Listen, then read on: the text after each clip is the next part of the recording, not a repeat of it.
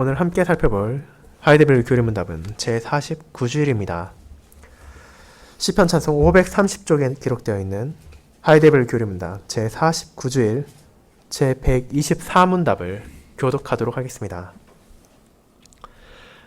하이데벨 교리 문답 제49주일 제124문 세 번째 청원은 무엇입니까? 아버지의 뜻이 하늘에서 이룬 것 같이 땅에서도 이루어지이다이며 그 뜻은 다음과 같습니다. 하나님의 뜻만이 선하기 때문에 우리와 모든 사람들이 자신의 뜻을 부인하고 어떤 불평도 없이 주의 뜻에 순종하게 하옵소서. 모든 사람들이 자신의 직분과 소명을 하늘의 천사들처럼 자발적이며 신실하게 감당할 수 있게 해 주옵소서. 말씀 복사 후에는 찬송 1회장을 통해 사도신경을 함께 찬양으로 고백한 후 찬송 47 B장 1절, 2절, 3절을 통해 주기도문을 노래하도록 하겠습니다.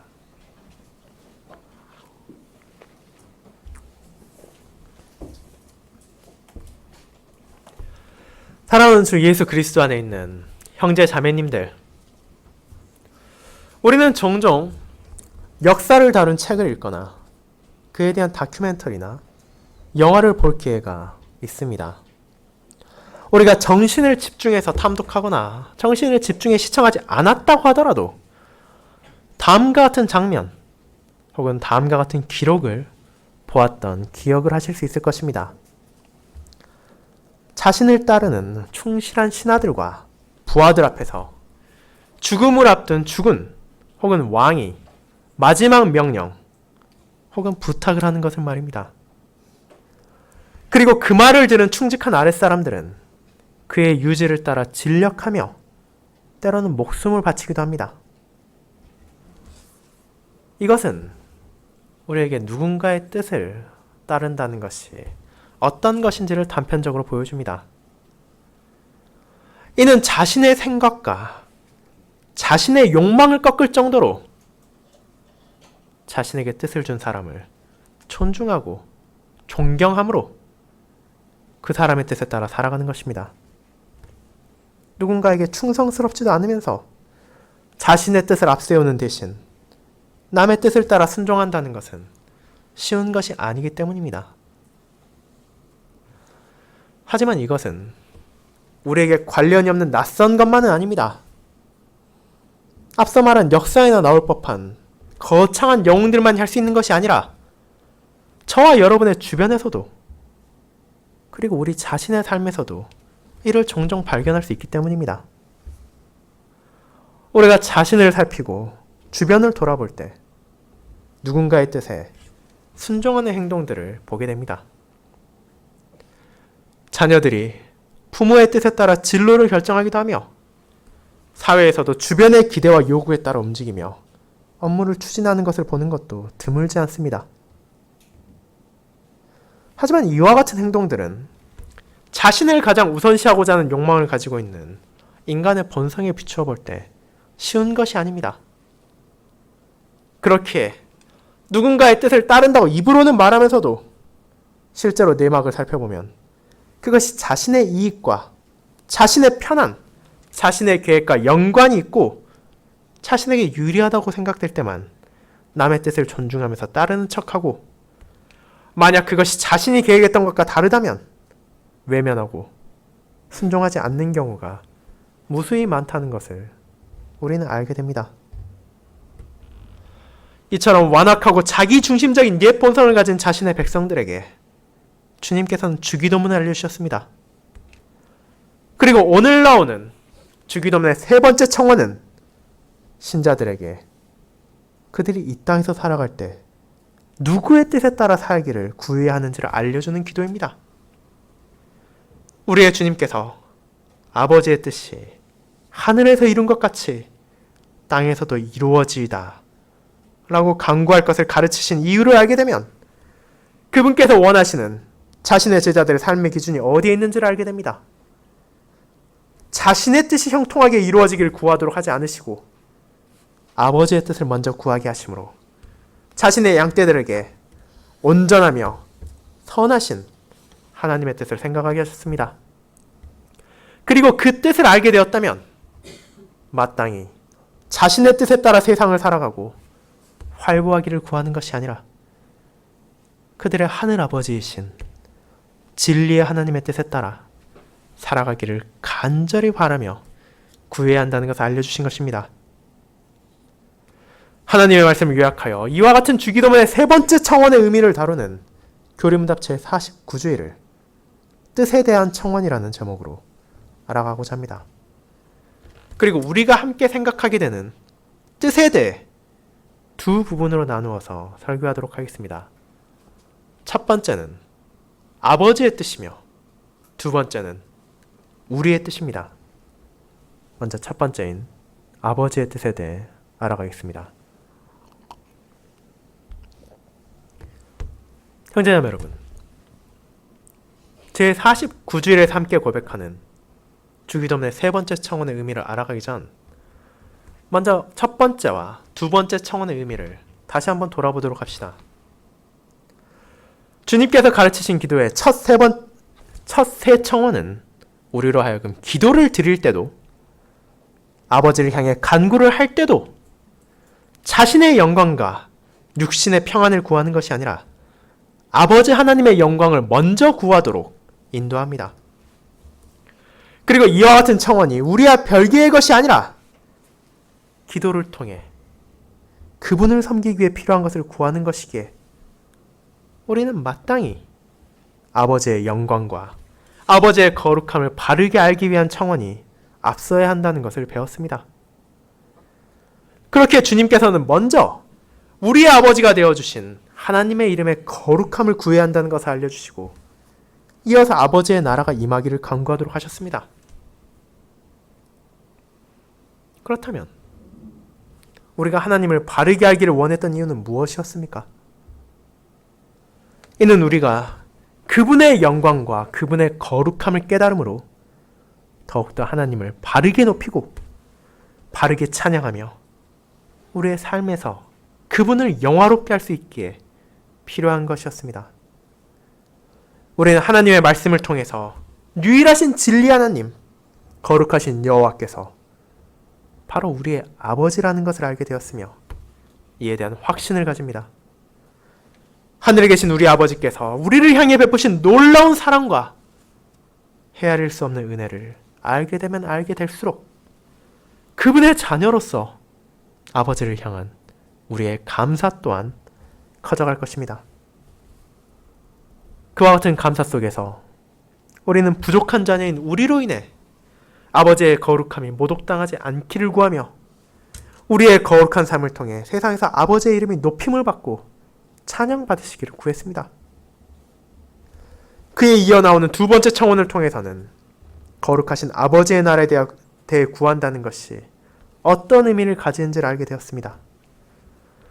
우리가 첫 번째 청원을 통해 아버지의 거룩함과 영광을 알면 알수록 그분을 더욱 높이고 찬양하기를 원한 것처럼 아버지의 나라를 바르게 알게 된다면 우리는 그 나라가 속히 임하기를 더욱더 간절히 소망할 것입니다.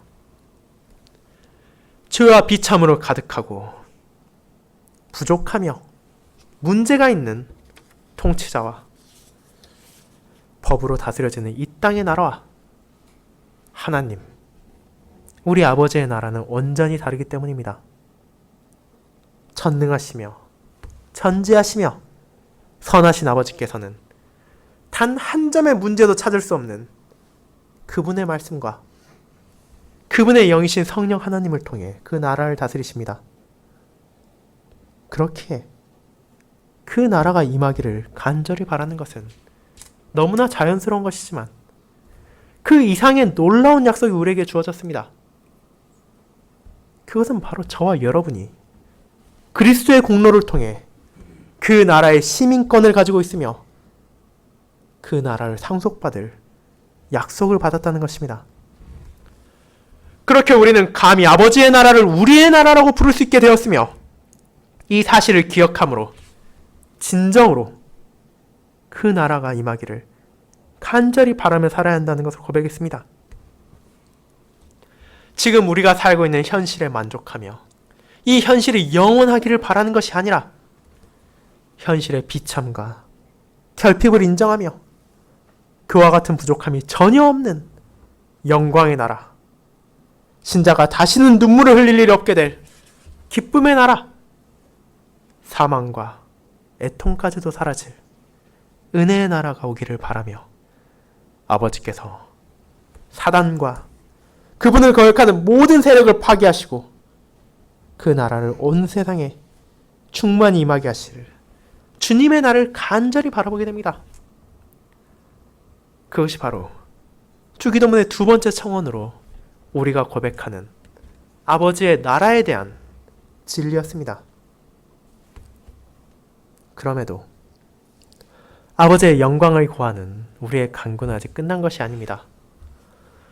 주님께서는 아버지의 이름의 거룩함과 그분의 나라가 임하기를 구하도록 하신 후 이제 아버지의 뜻이 하늘에서 이룬 것 같이 땅에서도 이루어지이다 라는 기도로 아버지의 뜻에 대해서도 간구드릴 것을 우리에게 알려주셨습니다. 그리고 이 청원을 들은 우리는 자연스럽게 그렇다면 아버지의 뜻이란 무엇인가에 대해 생각해 보게 될 것입니다. 아버지의 뜻이라는 표현은 어쩌면 우리에게 있어 추상적이며 잡히지 않는 구체적이지 않은 것처럼 느껴질 수도 있습니다. 이것은 어쩌면 하나님의 말씀에서도 아버지의 뜻을 하나의 의미로만 사용하지 않기 때문일 수도 있습니다. 아버지께서 은혜로 우리에게 주신 말씀인 성경에서 그분의 뜻은 크게 두 가지로 드러납니다.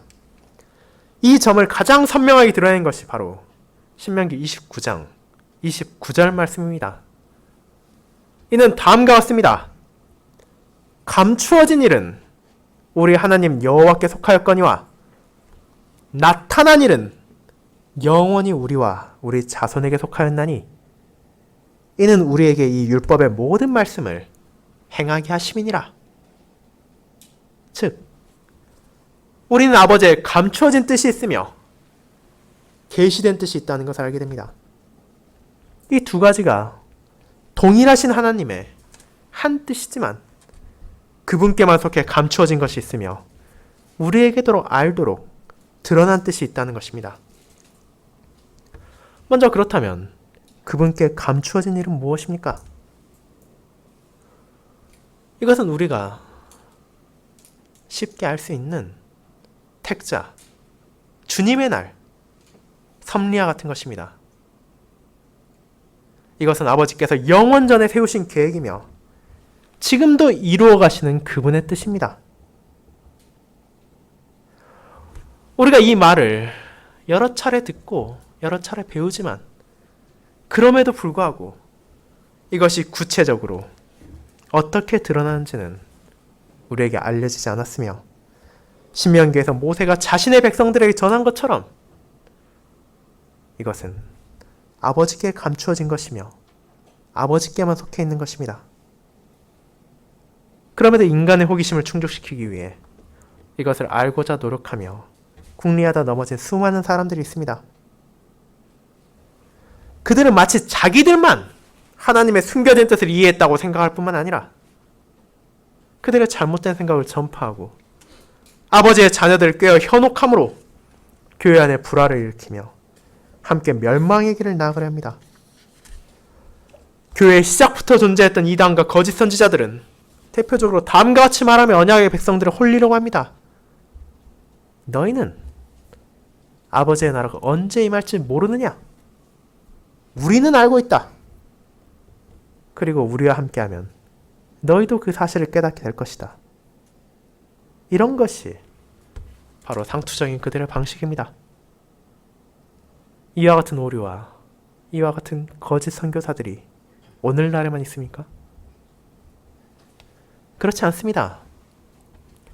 이미 초대교회 시절부터 영지주의자라 불리는 이들은 자신들만이 숨겨진 지식, 신령한 지식을 가지고 있기에 아버지의 감추어진 뜻은 사실 진정으로 숨겨진 것이 아니라고 주장하기까지 했습니다.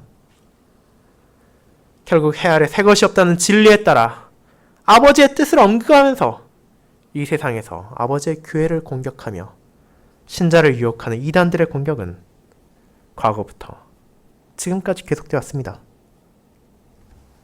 그러나 하나님께서는 분명히 우리 모두에게 바로 자신에게만 속한 뜻과 자신만이 아시는 계획이 있다는 것을 알려주셨습니다. 우리가 인간적 호기심을 충족하기 위해 그분의 뜻을 파헤치려는 것은 교만임의 어리석음입니다. 그것을 위해 아무리 노력한다 하더라도 결국 아버지께서 계시하신 이상으로 알 수 없을 뿐 아니라 이것은 결국 아버지의 말씀보다 자신의 호기심을 우선시함으로 죄악의 구렁텅이로 스스로를 밀어넣는 행동이기 때문입니다. 그렇게 우리들은 아버지의 감춰진 뜻을 깨달을 수 없으며 심지어 한치 앞에 일어나는 일도 모른다는 것을 고백해야 합니다. 하지만 그것이 신자에게 장애가 되거나 문제가 됩니까? 아버지께서는 자신의 뜻을 과거에도 분명하게 이루셨으며 오늘 지금 이 순간에도 이루고 계시며 앞으로도 이루실 것입니다. 그리고 그 뜻이 진행되는 동안 우리는 전능하시며 전지하시며 선하신 하늘 아버지의 품속에서 보호를 받고 있습니다. 그렇게 우리는 두려워할 필요가 없으며 담대하게 그분의 뜻이 비록 우리에게 감춰져 있다 하더라도 선하신 아버지의 뜻이기에 자신의 자녀들을 향한 사랑 속에서 이루어질 것임을 확신하며 근심과 염려 없이 오직 그 뜻이 이 땅에서 드러나기를 세 번째 차원을 통해 바랄 수 있습니다. 하지만 우리는 아버지께서 계시하심으로 우리에게 알려주신 그분의 나타난 뜻을 잊어서는 안 됩니다. 실제로 주기도문의 세 번째 차원에서 아버지의 뜻을 말할 때 주로 가리키는 것은 그분의 감추어진 뜻이 아니라 우리에게 나타난 뜻을 말하고 있기 때문입니다. 이 아버지의 뜻을 여러분 알고 있습니까? 이것은 바로 아버지의 나라의 주권자이신 진리의 하나님께서 자신의 언약 백성들에게 그분의 자녀이자 그분의 나라의 백성으로서 어떠한 자세와 어떠한 삶으로 이 땅에서 말하고 행하며 생각해야 하는지를 알려주신 진리의 가르침들입니다. 이와 같은 아버지의 뜻이 구약시대와 신약시대 성경이 기록되던 시기에는 다양한 방식을 통해 백성들에게 전해졌습니다.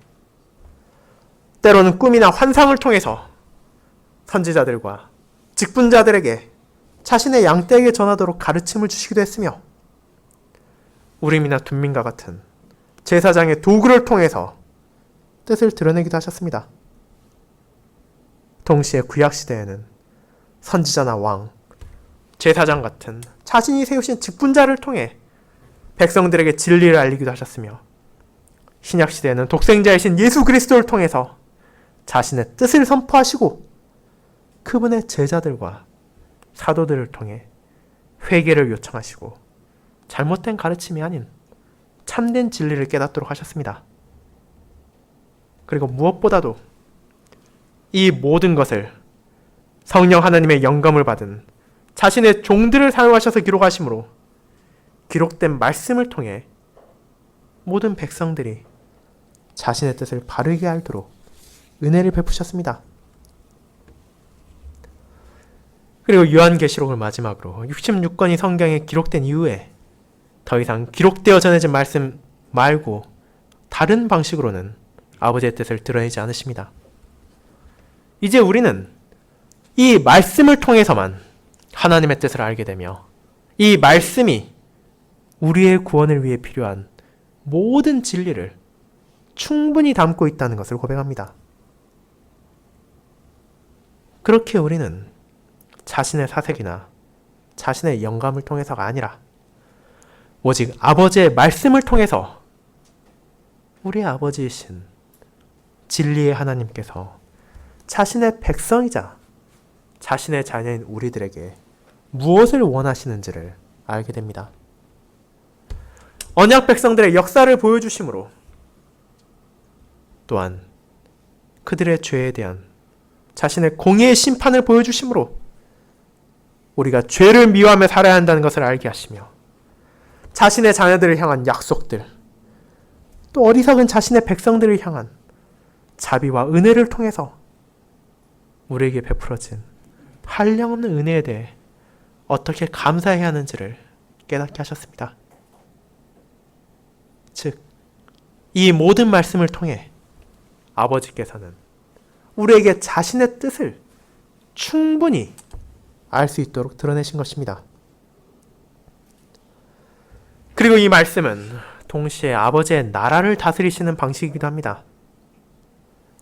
말씀은 한 점의 오류와 하나의 잘못도 없는 온전한 통치의 도구로서 그분의 나라의 백성들은 마땅히 그것에 대해 알기를 원해야 하며 그것을 바르게 알아야 하며 알게 된 그 말씀에 따라 살아야 합니다.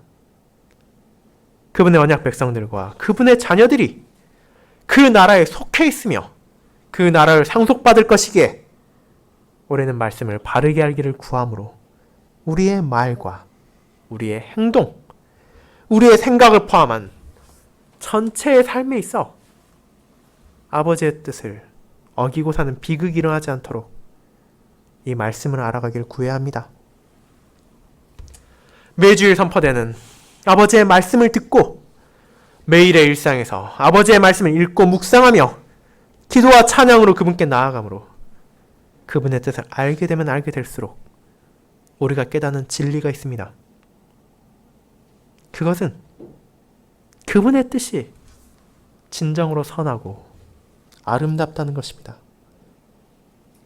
교리문답이 다음과 같이 고백하는 것은 참으로 진리입니다. 하나님의 뜻만이 선하기 때문에 그렇습니다. 이 세상에서 온전히 그분의 뜻만이 참으로 선합니다. 구속의 역사를 통해 계시하신 아버지의 뜻은 자신의 백성들을 향한 진정한 선하심이 무엇인지를 드러내며 온전한 사랑이 어떻게 자비롭게 베풀어지고 있는지를 그 누구도 외면할 수 없도록 하기 때문입니다. 그렇기에 우리는 우리의 뜻이 아니라 다른 누군가의 뜻이 아니라 오직 이 아버지의 뜻만이 온전히 선하다고 고백합니다. 그와 같은 사랑을 베푸심으로 이제 아버지께서는 자신의 자녀들에게 삶의 기준을 바르게 세워주십니다. 그것이 바로 하나님의 뜻에 순종하라는 것입니다.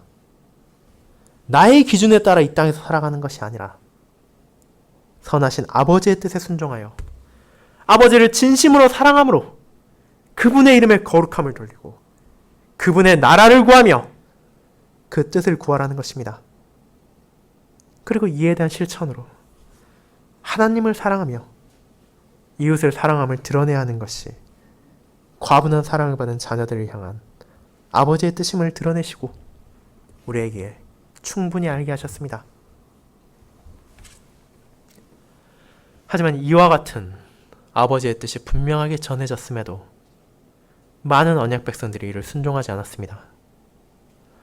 죄와 비참으로 가득 찬 세상 속에서 살아가며 점차 세상의 영향을 받고 자신의 옛 본성을 따름으로 악을 행하고 아버지의 뜻을 외면하고 왜곡하고 무시했습니다. 그와 같은 악을 범하던 자신의 백성들을 향해 아버지께서는 독생자 예수 그리스도를 보내심으로 다시 한번 크신 사랑을 드러내셨습니다.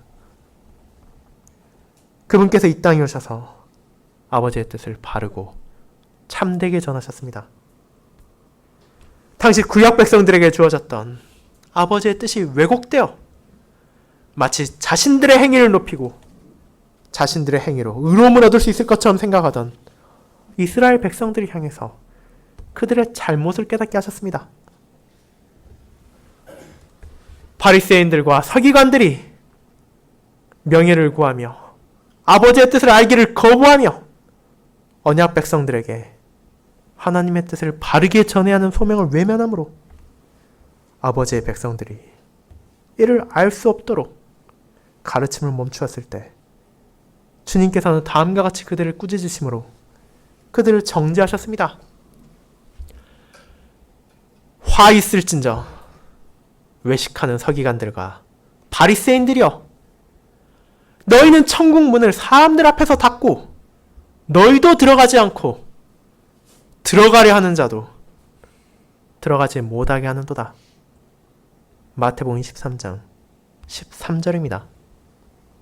이것이 얼마나 무서운 일입니까? 자신의 죄악을 깨닫지 못하고 자신이 아버지의 나라로 들어가지 않을 뿐 아니라 그 문을 막고 그 문으로 나아가는 사람들을 붙잡아 모든 백성들이 아버지께로 나아가지 못하게 한 것입니다.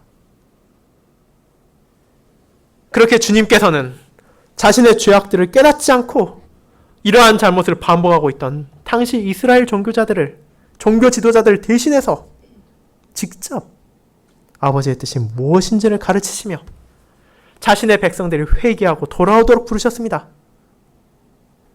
타락한 지도자들과 영합해서 세상의 이익과 평안을 탐하지 않으시고 온전히 아버지의 뜻을 전하신 주님의 사역과 그분의 가르침을 통해서 주님의 양떼들은 선한 목자의 인도 아래에서 양육받으며 아버지의 뜻을 바르게 알고 이에 대해 감사할 수 있게 된 것입니다. 사랑하는 형제자매 여러분, 이를 통해 아버지의 뜻이 무엇인지를 우리는 알게 됩니다. 우리에게 아버지의 뜻이 주어졌으며 주어진 이 뜻이 이루어지기를 우리는 바랍니다.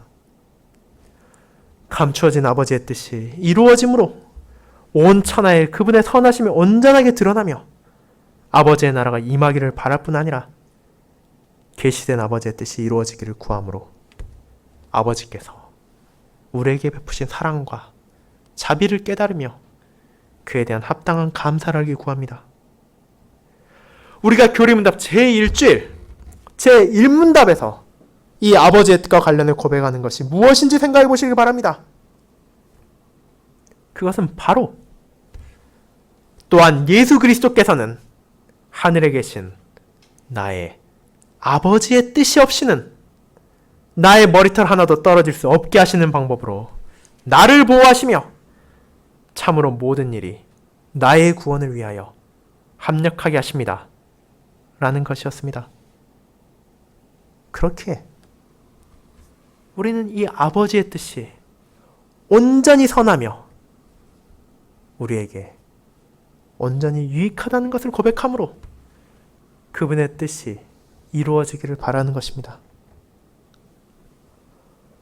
이처럼 선하신 아버지께서 기록된 자신의 뜻을 통해 우리에게 언약의 자녀로서 필요한 삶의 방식을 알려주셨습니다.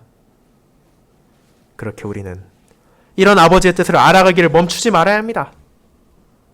아버지의 뜻을 알지도 못한 채 그저 생각 없이 아버지의 뜻이 이루어지이다 라고 고백하는 것이 아니라 아버지의 뜻을 외면하며 순종하는 척하면서 잘못을 계속하는 것이 아니라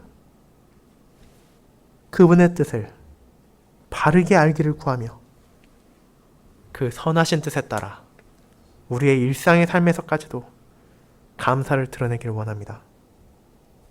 그것이야말로 주님께서 가르치신 기도의 세 번째 청원을 통해서 자신의 백성들과 자신의 제자들이 알고 고백하기를 원하셨던 것이기 때문입니다.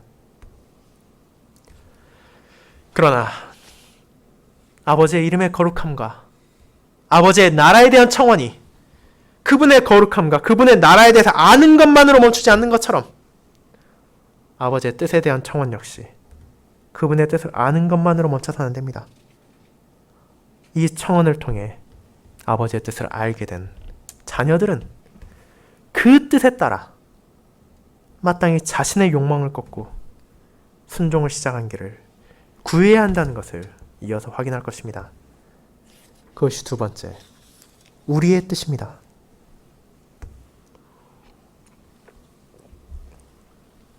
성도 여러분,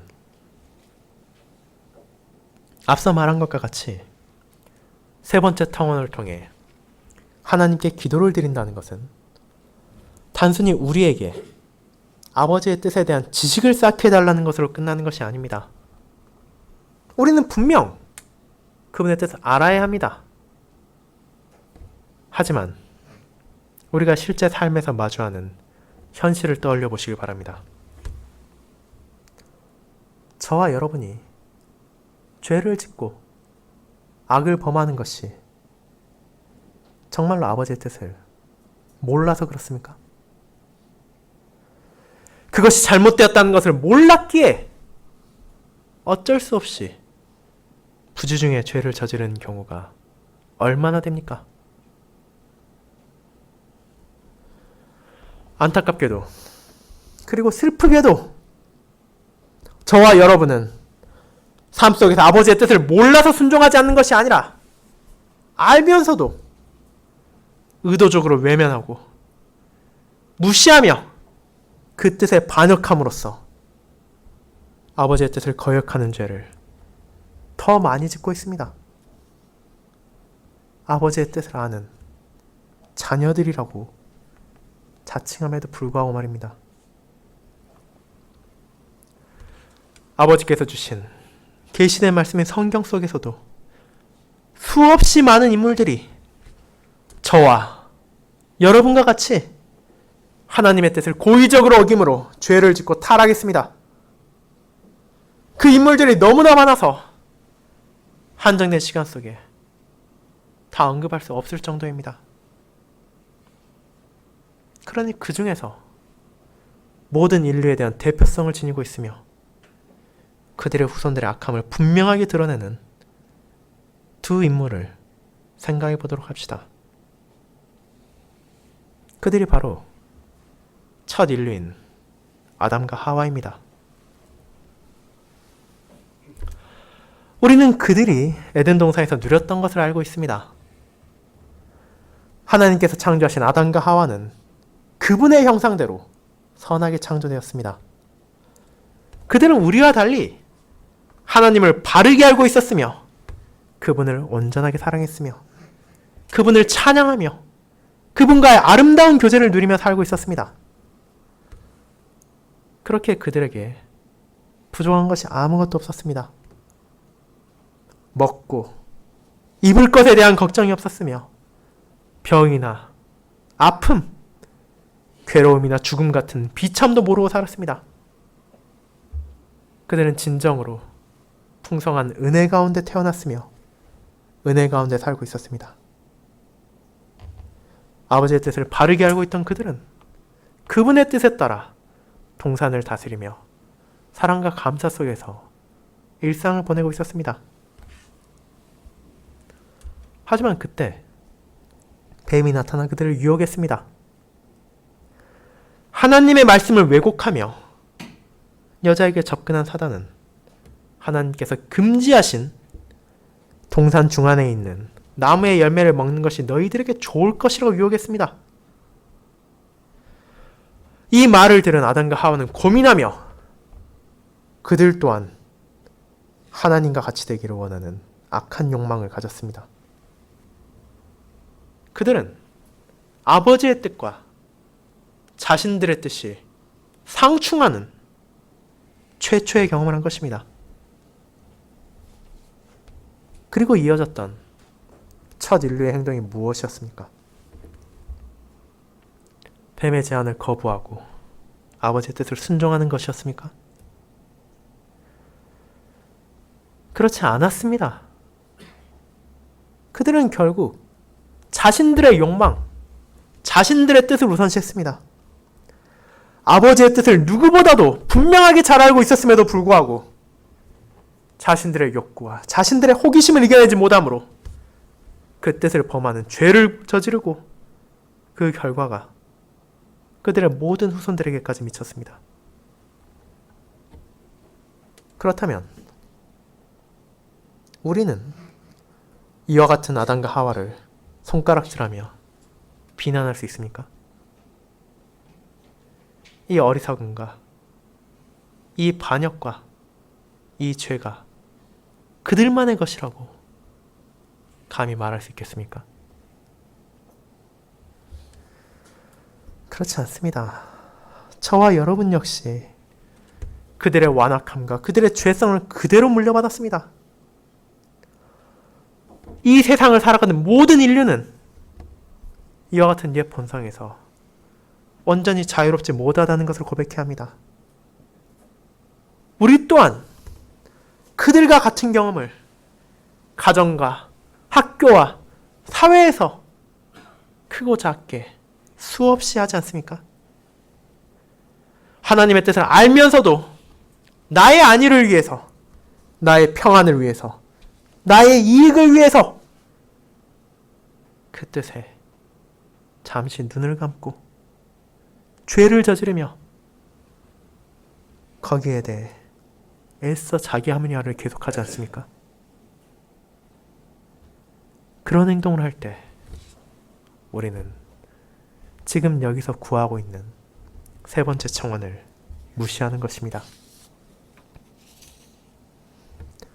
하나님의 뜻과 우리의 뜻이 부딪히는 경우를 우리는 계속해서 경험하게 될 것입니다.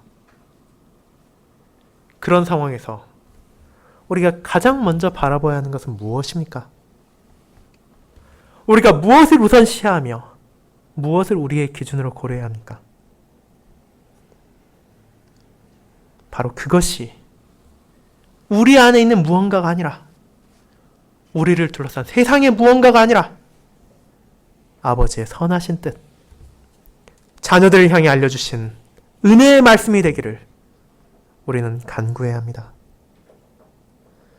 우리에게 여전히 남아있는 옛 본성의 잔재와 우리의 끝없는 욕심으로는 아버지의 뜻에 순종하며 온전하게 살아간다는 것이 불가능하기에 이에 대해 어떤 불평도 없이 자신의 뜻을 부인하고 순종하기를 바로 아버지께 구해야 한다는 것을 우리를 누구보다도 잘 알고 계신 주님 예수 그리스도께서 알려주신 것입니다. 이제 오늘 함께 읽은 데살로니가전서 4장을 생각해 보도록 합시다. 데살로니가전서 4장에서 사도 바울은 성도들을 향해서 아버지의 뜻이 무엇인지를 알려줍니다. 이것은 3절과 4절에서 나오는 이것입니다.